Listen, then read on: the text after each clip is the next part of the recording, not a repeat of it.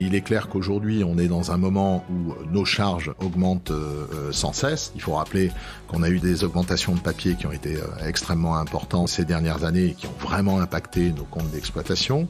On n'en parle pas, mais toute la législation sur les données personnelles, les cookies, etc., ça nous oblige, nous, petits éditeurs, à mettre en place des systèmes pour se conformer à la réglementation qui sont relativement coûteux et lourds, à la fois en coût de setup et d'exploitation et de licence, etc. À droite, à gauche. Et franchement, aujourd'hui, le digital coûte cher à produire.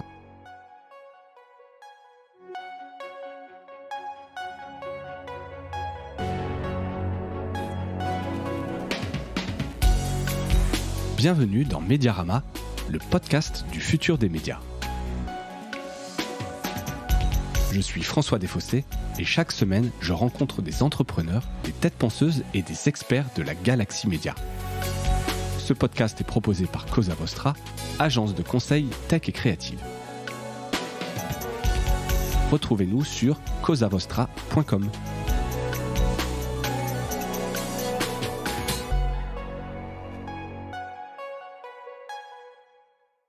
Bonjour à toutes et à tous et bienvenue dans ce nouvel épisode de Mediarama. Je suis ravi de recevoir aujourd'hui Jean-Christophe Raveau. Jean-Christophe, bienvenue. Merci, bonjour François. Et bonjour à tous. Merci d'avoir accepté l'invitation. Tu es depuis juin 2023 le président de la FNPS, donc la Fédération nationale de la presse d'information spécialisée. Voilà, donc on va parler aujourd'hui de presse professionnelle, de presse spécialisée. C'est important les termes et on reviendra dessus dans quelques minutes. Donc un peu explorer les enjeux, les perspectives de cette presse avec un focus particulier sur le rôle que joue la FNPS pour soutenir ce secteur. Par ailleurs, au-delà de cette fonction importante de président de la FNPS, tu es le président de PIC Média, un groupe spécialisé dans la formation professionnelle depuis 2000, avec plus de 15 magazines et 13 sites internet. Alors voilà, même si on va parler de la FNPS, je voulais quand même faire un petit focus sur PIC Média, puisque tu as accepté l'invitation, qu'on sache un petit peu plus. Alors effectivement, tu vois, cette presse professionnelle et spécialisée, on la connaît pas forcément bien. Il y a quelques grands groupes, Infopro par exemple, dont on parlait, puisque j'ai eu l'occasion d'avoir quelques intervenants, dont Pierre Nicolas dessus récemment. Mais il y a plein de petits groupes qu'on découvre. Donc PIC Média, je l'ai découvert à l'occasion un peu de la préparation de cet épisode. Sincèrement, je ne connaissais pas. Si tu devais pitcher PIC Média, donc c'est PIC PYC, à des non-initiés, comment est-ce que tu présenterais en quelques mots ? Alors, PIC Média est un groupe de presse d'information professionnelle qui, comme tu l'as dit, édite une quinzaine de marques d'information sur des secteurs qui sont en gros le bâtiment, l'industrie et les fonctions support de l'entreprise. Ce sont des marques qui sont bien évidemment toutes totalement multimédia. Et puis, on a une activité de diversification dans l'event. On est notamment organisateur de salons et on a également une activité de formation sur un de nos marchés. Donc, une cinquantaine de salariés, 6 millions d'euros de chiffre d'affaires. Une entreprise créée en 1934. D'accord. Par un ingénieur des arts et métiers qui voulait mettre en valeur son métier, qui, avec d'autres potes ingénieurs, a créé PIC Média pour faire la promotion de tous les métiers qu'exerçaient les ingénieurs des arts et métiers. D'accord. Voilà. C'est une belle institution, quasiment un siècle. Ouais, exactement. On pourra en parler peut-être sur Mediarama dans 10 ans. Et en parlant d'anniversaire, en l'occurrence, voilà, c'est les 50 ans de la FNPS, donc c'était aussi le bon moment quelque part de mettre en avant un petit peu le travail qui est fait à cette fédération. Et tu peux quand même citer le magazine le plus connu de PIC Média ou le plus récemment lancé, si tu veux en mettre un en avant parmi ces 15. Alors, mes collaborateurs diront c'est toujours le même, mais c'est pour des raisons historiques et puis c'est celui autour duquel on a opéré sans doute la plus importante diversification. Donc c'est celui qui représente c'est le marché qui représente le chiffre d'affaires le plus important. C'est très exotique. C'est la revue pratique du froid. La revue pratique du froid. La RPF, comme on l'appelle sur son secteur. Donc le froid c'est simple, c'est toute la chaîne du froid. Ouais, voilà, tout ce qui permet de produire du froid et en particulier GMS, agroalimentaire, etc. Un peu de climatisation, mais là c'est le bâtiment, mais on va pas rentrer dans le détail. C'est un secteur, voilà. Mais le froid. Donc voilà, et j'ai été rédac chef de cette revue, on y reviendra peut-être. D'accord, c'est intéressant, des trucs très très niches, mais en fait en même temps c'est une des beautés de la presse spécialisée, de la presse pro, évidemment, puisque c'est des informations qu'on trouve a priori pas ailleurs. Ultra niche. Ultra niche. On n'aime pas les revues transversales. Non. Plus on est dans des niches, mieux on se porte. Mieux on se porte, et je pense que c'est très important d'un point de vue business. Donc voilà, Peak Media, rendez-vous dans 10 ans pour le siècle, et on pourra rentrer dans le détail de tout ce que vous faites. Mais là, voilà, on va parler surtout de la FNPS. Donc, pour poser les bases, est-ce que tu peux nous rappeler pourquoi il ne faut pas confondre presse spécialisée et presse professionnelle? J'ai insisté dessus. Et puis surtout, voilà, de la manière dont vous le présentez. J'étais donc aux 50 ans, vous m'aviez invité. Vous dites pas, quand vous présentez, vous dites pas la Fédération nationale de la presse spécialisée. On pourrait croire que c'est l'acronyme, mais donc non, vous le mettez vous l'expliquez de manière un peu différente. Pourquoi il ne faut pas les confondre, ces deux presses? Alors, tout simplement parce que la presse professionnelle est en fait une des entités qui composent la presse spécialisée. La presse spécialisée, elle peut être à la fois grand public et professionnelle, c'est-à-dire s'adresser à des audiences grand public ou des audiences de professionnels. Et en général, elle est spécialisée parce qu'elle traite de thématiques qui sont relativement étroites. Et donc, à la FNPS, on a une grande majorité de titres qui sont de la presse professionnelle, mais aussi un certain nombre qui sont de la presse spécialisée grand public. Et donc, pour cette raison-là, et pour nous définir de manière simple, on s'est donné le nom de Fédération nationale de la presse d'information spécialisée. Mais bien souvent, on rappelle, quand on dit Fédération nationale de la presse d'information spécialisée, moi j'ai tendance à dire Fédération nationale de la presse d'information professionnelle et spécialisée, parce que la grande majorité de nos adhérents sont des gens du B2B, et le B2B est quand même un sujet extrêmement important au sein de la FNPS. Très spécifique. Exactement. Voilà. Et c'est compliqué, on vous pose régulièrement cette question. Pour les gens, maintenant, c'est simple, on n'en parle plus trop, mais c'est vrai que j'étais un peu étonné. Pour moi, effectivement, la FNPS, même malgré le nom, c'était la presse pro, tu vois, c'est peut-être un amalgame, un raccourci, en l'occurrence, c'en est un. Mais non, chez vous, en interne, c'est simple maintenant? Non, honnêtement, ça pose pas de problème. Ça pose pas de problème. Ouais. Bon. On s'en sort pas mal. Bon, et voilà. Alors, si jamais je fais des erreurs, justement, je parle trop de presse pro, tu me le diras. On remettra un peu le curseur. Je le disais, donc, ça a été les 50 ans cette année, donc créé en 74. Est-ce que tu pourrais me donner un peu les grandes étapes et puis quelques chiffres, combien il y a d'adhérents, etc. On sait que c'est la réunification de plusieurs syndicats que tu peux peut-être citer aussi, puisque je pense qu'il y a un travail qui mérite quelque part aussi d'être cité. Nous faire un peu voilà le pitch, la genèse. Effectivement. Alors, donc, on regroupe effectivement 7 syndicats. Le syndicat de la presse médicale et des professions de santé. Donc là, je pense que c'est assez simple à comprendre. Ouais. Le syndicat de la presse agricole, là aussi relativement simple. Le syndicat de la presse culturelle et scientifique, là aussi, je dirais, les gens doivent être capables de comprendre. Le syndicat de la presse pro, là, ça devient un peu plus compliqué. C'est très large. Pourquoi ? En fait, c'est un syndicat qui regroupe les titres de presse professionnelle qui sont consacrés à l'industrie, au commerce et aux services. D'accord, donc sectoriel. Ouais. Et par exemple, le syndicat des professions de santé, on est bien en B2B, mais on est dans les professions de santé, on n'est pas dans l'industrie, commerce et services. Exactement. Voilà. Ensuite, on a le syndicat de la presse sociale, alors qui est une presse qui est une presse de mutuelles, d'organisations syndicales, etc. Donc une catégorie assez particulière qui est issue de la Seconde Guerre mondiale, à un moment où les pouvoirs publics souhaitaient mettre l'accent sur les gestes qui contribuent au bien-être, à la santé, etc. Et donc un effort d'information s'est accompagné de l'émergence de la Sécu, etc. avec les mutuelles. Et donc c'est comme ça qu'est né la presse syndicat. Ouais, tout à fait. Ouais.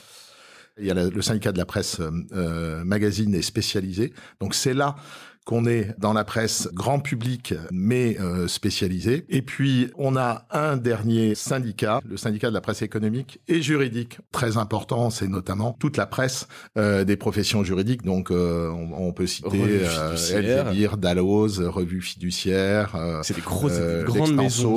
Ouais, voilà, c'est des très grandes maisons. Exactement. Je sais pas s'il y a beaucoup de petits, justement, là-dessus. Ce serait intéressant. Après, on pourra pas rentrer dans le détail, évidemment, de chacun de ces syndicats, la spécificité de ces presses. Ça mériterait probablement un épisode par syndicat, parce que chacun de ces syndicats doit avoir un peu son histoire.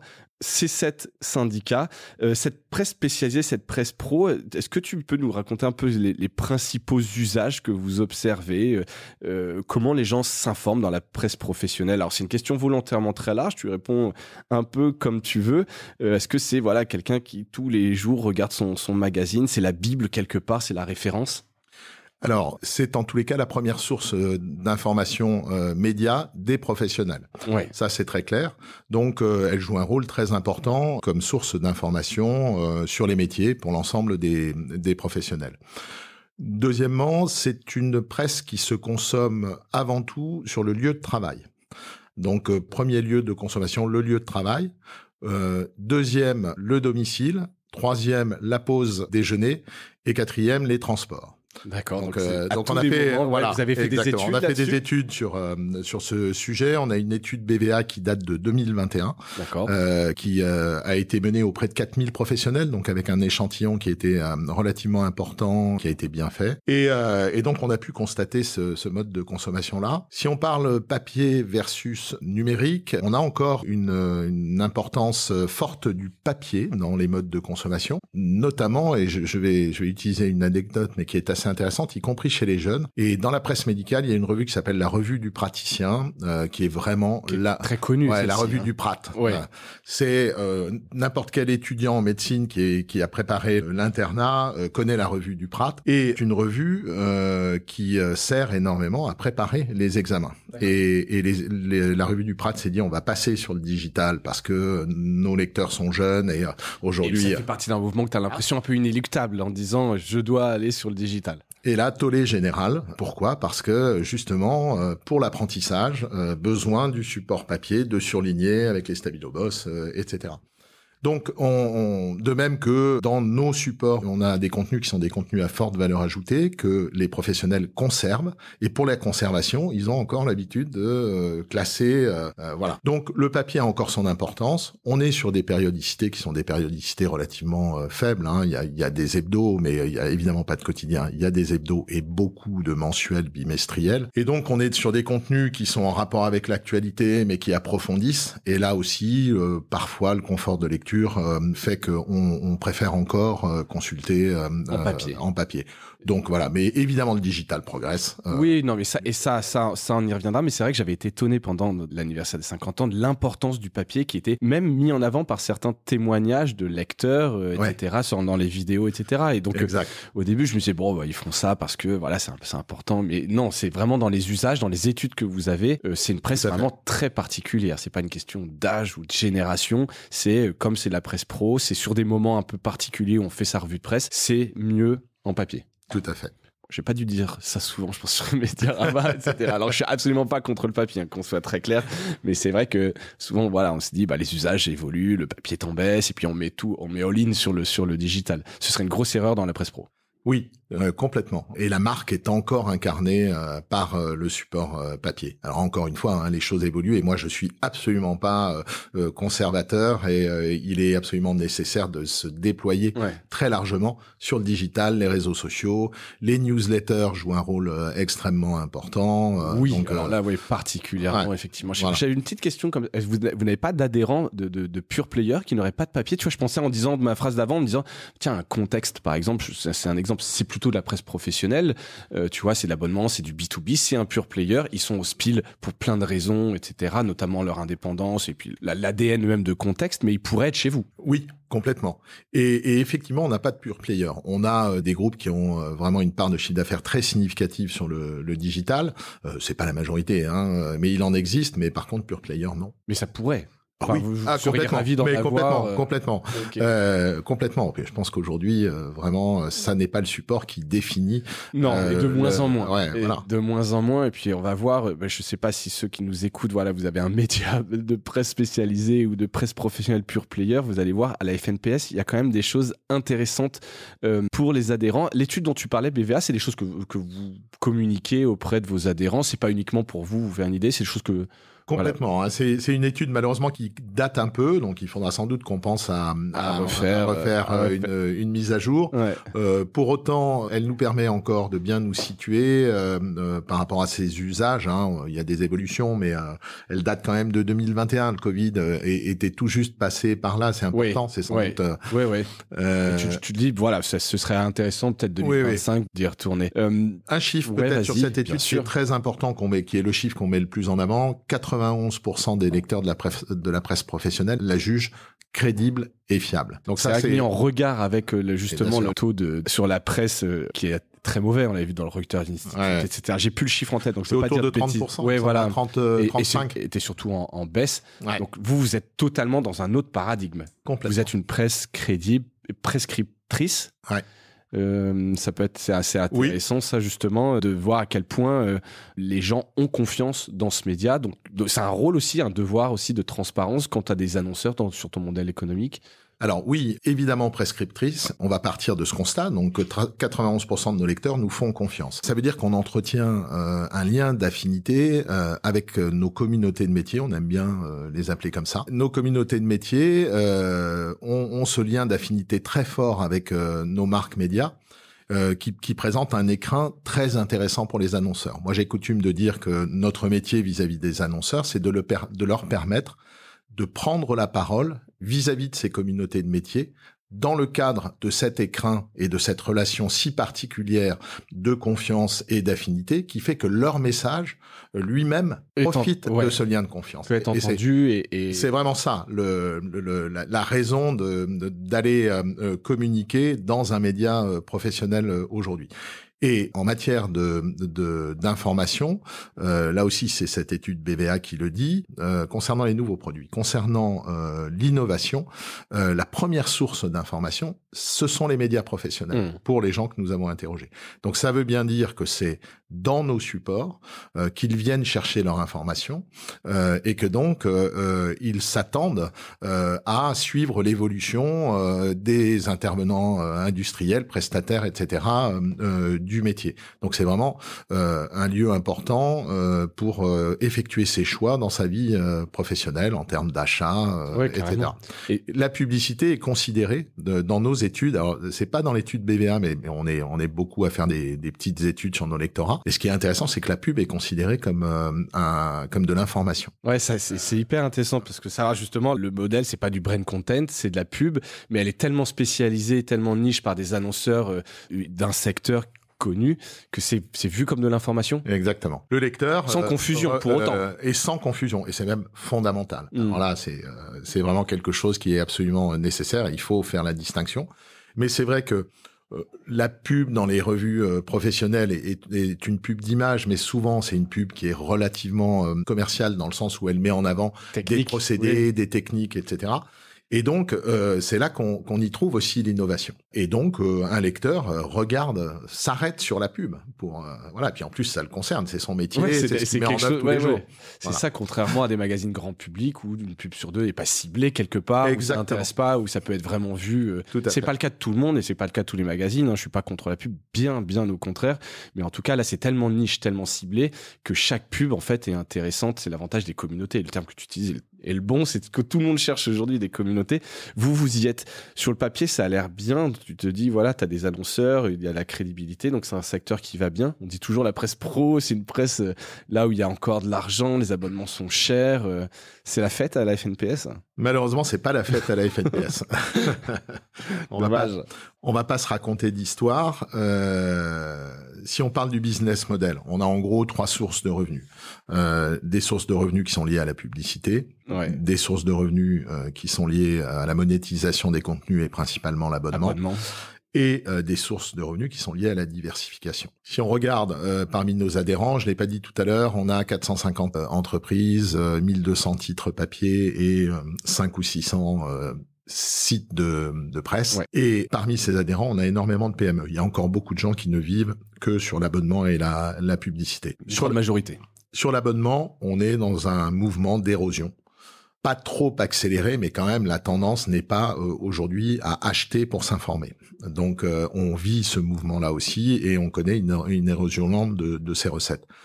Sur la pub, c'est plus raide. Il est clair que la pub papier aujourd'hui est très challengée par d'autres formes de communication, et on va prendre qu'un chiffre. Premier semestre 2019 versus premier semestre 2024, moins 20% de chiffre d'affaires publicitaire pour la presse spécialisée. Je parle de 2019. Il y a 5 ans. Ouais. Il y a 20% de moins, 1/5 du business qui a disparu en 5 ans. Et évidemment, la transformation pub papier ne se fait pas sur le digital. Elle s'est pas reportée. Avec les mêmes niveaux de valeur. Hein. On avait coutume de dire que ce que l'annonceur achetait 10 sur le papier, il le paye 1 sur le digital. Bon, il faudrait peut-être remettre ce chiffre à jour, mais ce qui est sûr, c'est qu'il y a une énorme différence de valeur entre le papier et le digital sur les. Après, je pense que c'est pour tout le monde, mais il y a aussi qu'est-ce que tu as à proposer comme bel écosystème. Tu parlais de cet écrin de confiance, etc. sur le papier, un support qui a des dizaines d'années. Si t'as pas un site au même niveau, que t'as pas les mêmes audiences ou des chiffres, effectivement, bah voilà, l'annonceur il va pas forcément aller mettre autant. Et puis on va le dire sur les tarifs qui ont été pratiqués sur le digital, on s'est pas aligné, mais on a eu quand même un standard qui a été le CPM, et le CPM ça n'a pas de sens sur la plupart de nos sites où les audiences restent relativement confidentielles, même si elles sont tout à fait pertinentes. En fait, totalement sortir du système. Exactement. Alors on l'a pas pratiqué, mais enfin on s'est quand même un peu fait aspirer sur les niveaux de prix, et donc on a eu vachement de mal à maintenir la valeur. Donc ça c'est un vrai problème, et il est clair qu'aujourd'hui on est dans un moment où nos charges augmentent sans cesse. Il faut rappeler qu'on a eu des augmentations de papier qui ont été extrêmement importantes ces dernières années et qui ont vraiment impacté nos comptes d'exploitation. On a par ailleurs des coûts d'infrastructure digitale qui sont de plus en plus importants, parce que on n'en parle pas, mais toute la législation sur les données personnelles, les cookies, etc., ça nous oblige, nous, petits éditeurs, à mettre en place des systèmes pour se conformer à la réglementation qui sont relativement coûteux et lourds, à la fois en coût de setup et d'exploitation et de licence, etc. À droite, à gauche. Et franchement, aujourd'hui, le digital coûte cher à produire. Il faut pas dire le contraire. Donc voilà. Et puis, alors, troisième source de revenus, la diversification. Ça, c'est très intéressant. C'est à mon avis ce qui représente l'avenir pour nous. C'est en gros, pour le faire vite, une marque forte qui jouit d'un lien d'affinité extrêmement singulier et vertueux avec sa communauté. Et une fois qu'on a construit ce lien et qu'on a une image de marque qui est forte autour du titre, on peut décliner des activités, et en particulier l'event. Et là, il est clair qu'il y a des ressources nouvelles qu'on peut aller chercher, mais là aussi, les coûts d'investissement, les coûts de production sont relativement élevés. Oui. Et en attendant, il faut continuer à entretenir le média à travers tous ces supports, etc. Il faut cette capacité d'investissement, et on sait que même sur l'événementiel, installer un salon, ça prend du temps. Ouais, ça se fait pas en une édition souvent. Tout à fait. Et après, donc il y a l'événementiel, il y a d'autres choses, l'édition. Ouais, alors moi je pense que l'e-commerce peut-être. Alors je pense que il y a quelque chose autour du serviciel, et là l'IA peut apporter quelque chose. Si on prend la presse juridique, la presse juridique avec l'IA, elle est en train de faire des choses hyper intéressantes.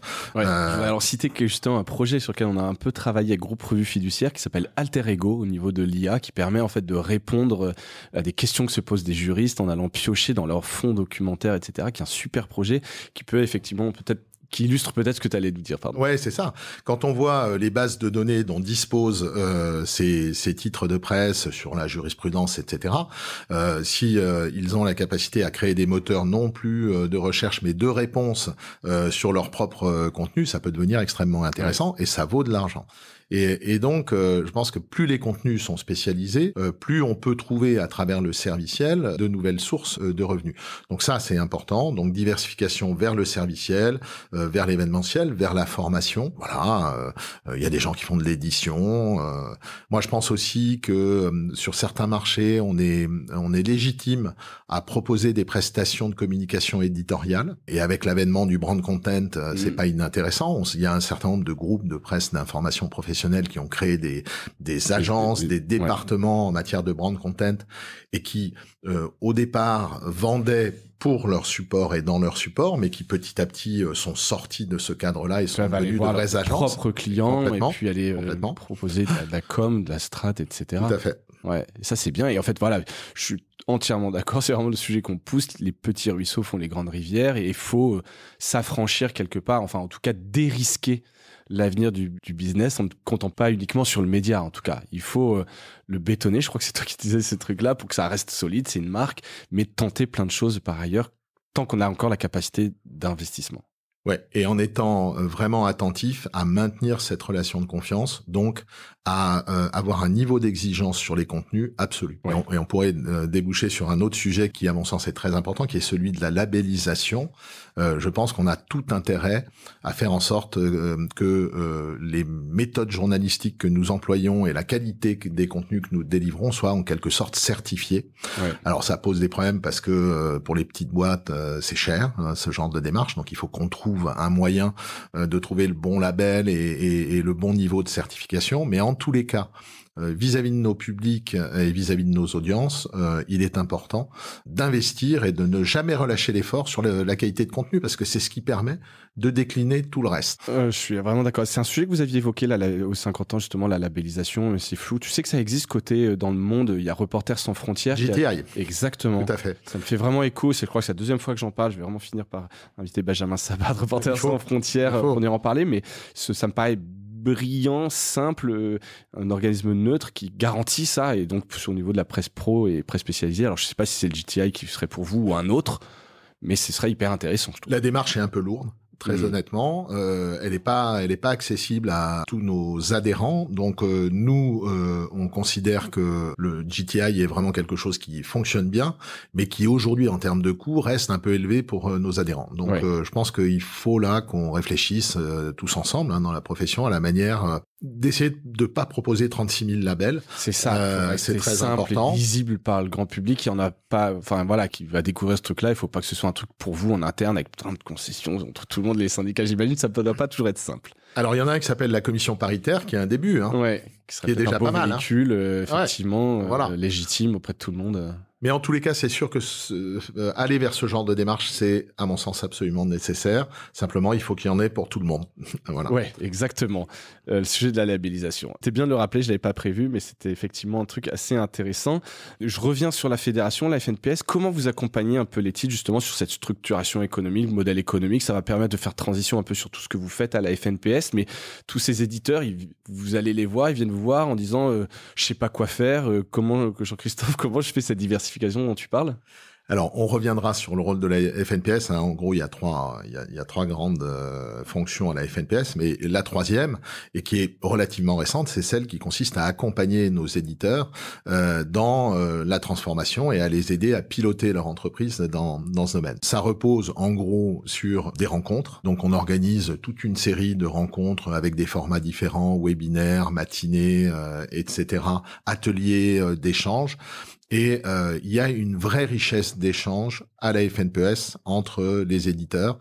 Et disons-le, bien que parfois on est concurrents autour de la table, il y a quand même la plupart du temps un niveau d'informations qui sont échangées qui est quand même assez génial. Donc ça, c'est vraiment très important pour nous d'encourager l'échange, le benchmark, et puis on va jusqu'à même proposer des formations. Et là, on essaie dans nos formations de regarder vers l'avenir. Et par exemple, on est en train de former toutes les rédactions de la presse pro aux usages de l'IA. Donc ça, c'est un sujet qui fait vraiment. Ça, c'est vous qui avez été moteur. Ouais, on a conçu avec des organismes de formation des programmes qui sont adaptés à la taille des rédactions et ça marche très très bien. On est vraiment, on n'arrête pas tous les mois, on relance des sessions. Donc même les petits éditeurs en fait qui n'auraient pas les moyens, le temps de se poser la question, ils se laissent un peu embarquer et vous les mettez au niveau, quoi. Complètement. Ok. Voilà. Donc à la fois échange sur le business model et puis formation pratique. Donc ça c'est vraiment un pan de l'activité auquel moi je tiens beaucoup et que j'essaie de développer. Bon, top. Donc ça, c'est un des piliers. Il y en a 3. Je reviens un peu en arrière. C'est un peu ma spécialité. Ouais. Comment vous fonctionnez à la FNPS en interne? C'est combien de personnes?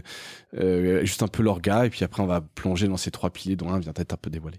Alors, on a une équipe d'une dizaine de permanents qui sont tous, pour une bonne partie d'entre eux, des juristes et des spécialistes des questions liées au cadre réglementaire de la presse. Notre première mission, c'est d'accompagner les entreprises dans le pilotage au quotidien du cadre réglementaire de la presse. À la fois accès aux aides à la presse et aussi législation sociale, fiscale. Obtenir son numéro de commission paritaire. Renouveler son numéro de commission paritaire. Ça peut paraître bête, mais il y a des enjeux énormes derrière. Ça, c'est vraiment quelque chose qui fait que nos adhérents... ils vous appellent et vous les prenez par la main. Et on les accompagne jusqu'au bout. Obtenir des subventions au FSDP pour le développement numérique des supports. Ça, je crois que c'est quelque chose de parmi tous les syndicats que vous êtes les meilleurs là-dessus, et accompagnés vraiment de manière très opérationnelle. C'est pas juste des conseils. Exactement. Alors là, très clairement, on est la fédération qui dépose le plus de dossiers au FSDP et qui, évidemment, obtient de grands succès, de beaux résultats pour ses adhérents. Dans la mesure où, effectivement, Eugénie, en particulier, prend nos éditeurs par la main et leur tient le stylo et les aide à remplir de la meilleure manière qui soit les dossiers administratifs qui peuvent paraître parfois un peu lourds, mais en fait, il faut vraiment pas renoncer à ça parce que derrière, on obtient des subventions qui sont hyper intéressantes. Nous, on a coutume de dire au pouvoir public que c'est vraiment l'aide qui est la plus bénéfique pour nous. C'est la seule aide directe à laquelle a accès la presse pro, et on se bat pour qu'on la maintienne, que les niveaux de budget alloués à ce fonds ne diminuent pas. C'est quelque chose d'essentiel pour nous. Justement, donc le FSDP, historiquement, dans la tête des gens, c'est vraiment plutôt réservé à la presse d'information politique générale. Il y a un peu de concurrence feutrée ou directe, très frontale, pour aller se battre justement pour justement que vos titres, vous qui sont éligibles sur le papier, mais c'est la guerre à chaque fois, ou non, ça se passe très bien? Alors la guerre c'est un peu fort, mais en tous les cas, ce qui est sûr, c'est que on s'est battu pour maintenir l'éligibilité de la presse professionnelle au FSDP, et ça c'est un combat de la FNPS qui date maintenant de quelques années, mais qui a été vraiment très important et dont nous sommes très fiers. C'est qu'on a réussi à maintenir le bénéfice de cette aide. Plus globalement, ce que je peux dire, c'est que je pense qu'aujourd'hui, avec l'avènement du digital, on est dans un marché de l'information qui est de plus en plus globalisé et où finalement le fait de se réclamer de l'IPG ou pas de l'IPG ne change plus grand-chose dans les publics qu'on vise et la façon dont on va récupérer nos audiences. Donc ça devient un peu artificiel parfois de baser la répartition des aides sur ce critère-là. Il y a un certain nombre de contraintes spécifiques à l'IPG auxquelles qu'on ne remet absolument pas en cause. Il est évident qu'un quotidien a des contraintes industrielles qui sont spécifiques et il est important de l'accompagner dans ces contraintes spécifiques. Mais quand on est sur le net, on est un peu tous en face. D'autant plus que évidemment la presse d'information générale a tendance à construire des verticales. Et des verticales qui viennent nous chatouiller sérieusement sur nos métiers, sur nos communautés de métiers, dans l'immobilier, dans la santé, dans l'agriculture, etc. Et donc là, il est clair que vis-à-vis des pouvoirs publics, on réclame une équité, un traitement le plus équitable possible, et là, on fait valoir notre voix assez régulièrement. Avec succès, a priori. Donc voilà, petite salutation à Eugénie, c'est un super asset pour vous, pour la FNPS. C'est vrai. Bravo à elle. Donc ces piliers, ce que vous faites, donc là tu parlais de pouvoir public, du lobbying aussi. Alors il y avait la ministre de la Culture qui était là à vos 50 ans. C'est quand même un geste quelque part. C'est que ça compte. Comment ça se passe un peu ce lobbying? Donc effectivement, alors on a été très très honoré de la présence de la ministre. Franchement, ça a été un des moments importants de ces 50 ans. Et en fait, on rencontre en permanence des représentants du gouvernement, des pouvoirs publics, des administrations centrales, des différents organismes qui gravitent autour de la presse, et ça se passe en général à travers notre bureau. On a un bureau tous les mois. Tous les mois, on reçoit un invité politique à notre bureau.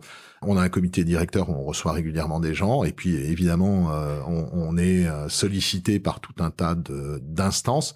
Donc le travail de lobbying est vraiment il n'y a pas une semaine où on n'est pas en lien avec élus, pouvoir public, administration, etc. C'est un travail de tous les instants. C'est le deuxième pilier. Le deuxième pilier de la FNPS après l'aide au pilotage de l'entreprise, c'est ce travail de lobbying qui se passe aussi au niveau de l'Europe à travers EMA, qui est notre organisme auquel on est rattaché, qui lui est à Bruxelles et un organisme européen. Tu peux exactement. m'en dire plus, et EMA, c'est un organisme qui privé, c'est privé, c'est une organisation une sorte de syndicat européen. Exactement. Qui réunit les syndicats nationaux. C'est une FNPS SEPM européenne. D'accord, ok, et qui défend vos intérêts. Ouais. Donc ça c'est important. Et donc vous avez quelqu'un chez vous qui est le correspondant régulier, ou c'est toi peut-être? Non. On a quelqu'un qui s'occupe, et on a une commission affaires européennes qui est très impliquée dans ces questions et qui est le principal interlocuteur, la présidente Marianne Bérard-Kellin, qui est la principale interlocutrice de ces gens-là. Et donc le troisième pilier.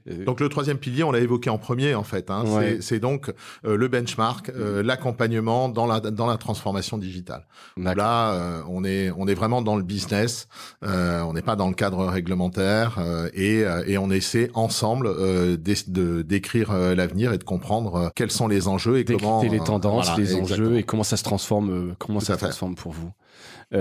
Super. C'est quoi si on prend un petit peu de hauteur, les grands chantiers stratégiques pour 2025 pour la FNPS? Alors on a un enjeu assez immédiat qui est celui de la diffusion de nos supports imprimés. On a deux sujets en ce moment. On rediscute l'accord État Presse Poste sur les tarifs postaux et nous très clairement à la FNPS on dit qu'on ne pourra pas supporter une augmentation de ces tarifs, bien qu'on parle de déficit de la Poste, etc. Mais dans la conjoncture actuelle qui est très dure, on a des titres, en particulier ceux qui ont des très grosses diffusions pour lesquels le coût du transport postal est très important. On a déjà subi des hausses relativement fortes, donc on pourra pas subir une nouvelle hausse conséquente et on se bat pour ça et c'est vraiment le combat du moment. Par ailleurs, sur la vente au numéro, il y a une réforme qui pointe le bout de son nez. Alors, évidemment, là, en ce moment, on sait pas trop qui va poursuivre le travail et qui sont nos interlocuteurs. Mais en tous les cas, on peut s'attendre à ce qu'il y ait un certain nombre de choses dans ce domaine. Là aussi, on est très vigilant et on essaie de faire en sorte que notre forme de presse ne soit pas défavorisée par rapport à d'autres sur la vente au numéro. Donc ça, c'est le sujet du moment et on a un sujet qui est pour moi le plus gros enjeu et qui lui va se dérouler sur les prochaines années, c'est celui de l'IA et avant ça simplement de notre relation avec les plateformes et là c'est la problématique du partage de la valeur de la part de tous ces gens qui exploitent nos contenus et qui oublient au passage de rémunérer ce qui leur permet d'asseoir leurs recettes publicitaires. Exactement, gagner de l'argent. Et justement. Et là, on a un très gros sujet. Ouais, parce que tu vois, donc j'animais une table ronde à la Presse au Futur, justement, alors que j'avais des patrons de grands groupes de presse, mais donc d'information politique générale. Je pense à Pierre Louette, j'avais Laurent Frisch de Radio France, mais vous parlez justement ensemble pour essayer d'avoir une position commune. Alors ça se fait souvent au Geste, hein. Le Geste est un super véhicule justement un peu pour ces sujets un peu de lobbying. Est-ce que vous avez l'impression parce que, une des conclusions était, il faut qu'on y aille, mais ensemble, plus on sera unis, plus on sera fort. Voilà, ça peut être vu comme une posture. On a vu qu'il y a des gens qui font cavalier seul aussi, hein, donc on a beaucoup commenté. Est-ce que là, toi, t'es pareil et tu appellerais à les travailler avec l'Alliance, avec le Geste, justement sur ces sujets pour les porter ensemble? Alors nous, depuis le début, on dit qu'on n'y arrivera que si on est unis. Donc c'est vraiment une certitude et c'est une position invariable de la FNPS depuis toujours, d'autant plus les entreprises qui composent la FNPS n'ont absolument pas les moyens d'y aller en ordre dispersé. Et donc, il faut absolument qu'on soit unis, et évidemment qu'on soit unis tous ensemble, c'est-à-dire avec l'Alliance et le SEPM. On a créé des VP. J'ai oublié le SEPM, effectivement, il faut les citer, c'est important. On a créé des VP avec le SEPM, on est arrivé juste après, et donc des VP pour nous est le lieu où on traite en tous les cas les questions de relation avec les plateformes via la problématique du droit voisin. Sur l'IA, honnêtement, pour l'instant, on est partout où on parle d'IA. Il y a un forum au mois de février en France qui va être important. Et du coup, c'est l'occasion d'échanger avec les différentes organisations professionnelles pour essayer de mettre au point des positions communes. J'ai le sentiment que dans les grands principes, on est relativement d'accord. Après, il y a quelques groupes qui y vont seuls, mais globalement, je pense qu'on sent tous qu'on a besoin d'unir nos forces pour parvenir à un résultat. Par contre, le travail va être quand même sacrément compliqué, et pour l'instant, avec les GAFAM, on commence à avoir quelques résultats sur les IA. Ouais, j'ai pas le sentiment que ces gens-là parlent beaucoup avec nous, hein, et même les actions qui ont été menées, pour l'instant, ont pas vraiment été couronnées de succès. On verra, mais voilà. Donc, vous avez demandé à vos adhérents de bloquer les contenus. Ouais, globalement. Alors, on a conseillé. Le conseil qu'on a donné à nos adhérents, c'est effectivement d'être en opt-out et bon, malgré tout, on voit bien que les robots passent. Les robots passent, ouais. En fait, je pense qu'on peut pas les bloquer. Et puis DVP l'a fait parce que nous on a vraiment incité tous nos adhérents à adhérer à DVP, et via DVP du coup DVP a exprimé en notre nom l'opt-out. Donc d'accord. Bon, donc voilà, ça s'était concerté avec DVP. Avec du recul, quels changements récents dans la presse spécialisée ou presse pro ont eu le plus grand impact sur la FNPS? Je sais, c'est une question un peu générale. Des changements récents dans la presse qui ont eu un impact sur la FNPS? Bon, je dirais peut-être deux choses. La première, c'est évidemment la transformation digitale, parce que elle a obligé la FNPS à se préoccuper du business model, mais vraiment alors que peut-être jusque-lors elle s'occupait principalement de l'accès aux aides à la presse, du régime fiscal et social. Là, tout à coup, il a fallu comprendre comment fonctionnait l'économie du secteur, les nouveaux métiers, etc. Donc ça, c'est à mon avis ce qui a le plus impacté la FNPS. Peut-être l'autre aspect, c'est que je pense que, je l'ai dit d'ailleurs aux 50 ans, je pense que la presse professionnelle s'est énormément professionnalisée ces 20 dernières années. Et je pense qu'aujourd'hui, on a vraiment des groupes qui ont des initiatives qui sont extrêmement innovantes, qui inspirent d'ailleurs toute la presse. Et de ce point de vue-là, il a fallu que la FNPS aussi se mette au niveau de ces boîtes qui avancent vite, qui sont très agiles et qui innovent. Et donc là aussi être capable de délivrer un niveau de service sur les nouvelles technos, sur des sujets prospectifs comme l'IA, etc. Qui nous occupe énormément. Et ça impacte énormément le quotidien des équipes. Des équipes de la FNPS. Une question que j'aurais probablement dû te poser au début, que je n'ai pas posée. Combien ça coûte d'adhérer? Et est-ce qu'aujourd'hui, en dehors des pure players qu'on a dit, qui peuvent être au SPIL, peu importe, est-ce qu'il y a des médias pros qui ne sont pas chez vous, par exemple? Est-ce qu'il y a un intérêt, un sens à ne pas être à la FNPS quand on est un média pro ou de presse spécialisée? Alors il y a évidemment ces fonctions du chiffre d'affaires, donc c'est proportionnel. C'est proportionnel, comme souvent dans les syndicats. Voilà, mais ce que je peux dire en tous les cas, c'est que ça coûte beaucoup moins cher que ça ne rapporte. Non mais et je vais tout simplement lorsqu'on voit que on obtient plusieurs dizaines de milliers d'euros de subventions au FSDP pour des adhérents qui sont des petites entreprises qui auraient eu du mal à avoir le même niveau c'est complexe, de résultats. La doctrine, etc. C'est très technique. Mais là, franchement, l'adhésion est tout de suite rentabilisée. Quand on voit l'enjeu de perdre un numéro de commission paritaire sur un support parce que on connaît mal la législation, qu'on se trompe dans la façon dont on classifie ses abonnés, etc.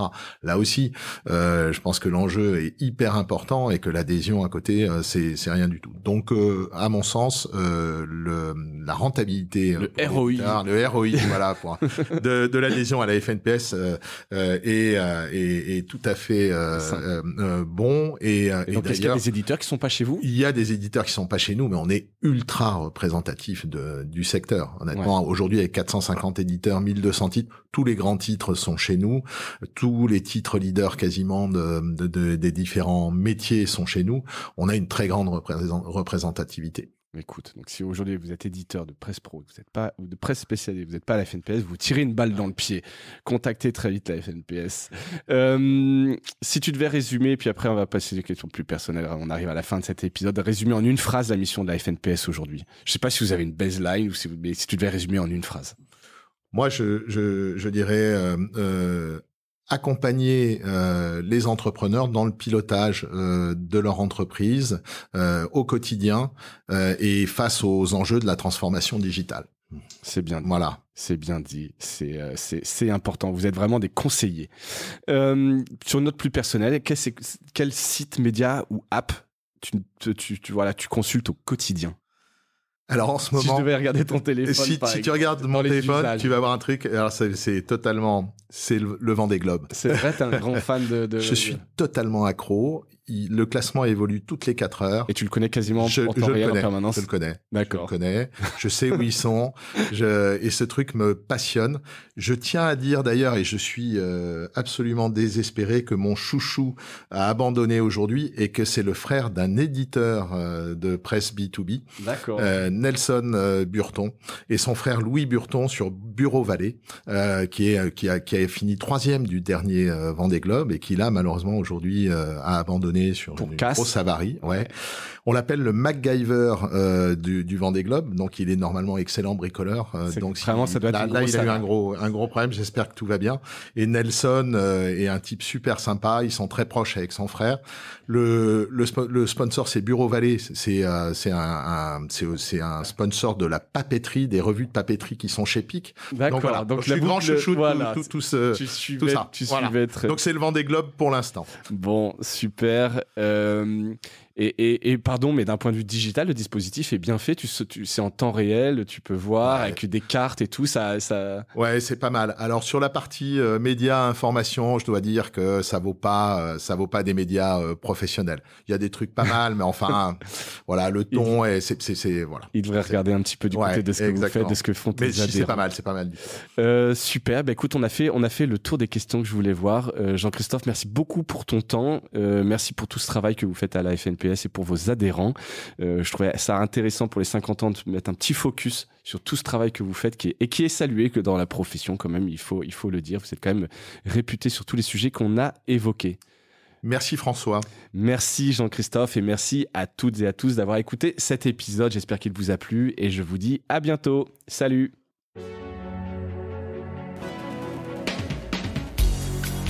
Voilà, Mediarama s'achève. Si cet épisode vous a plu, n'hésitez pas à le liker et le partager. Et puis, si vous souhaitez être accompagné par notre agence Cosa Vostra, contactez-moi par mail mediarama@cosavostra.com. Portez-vous bien.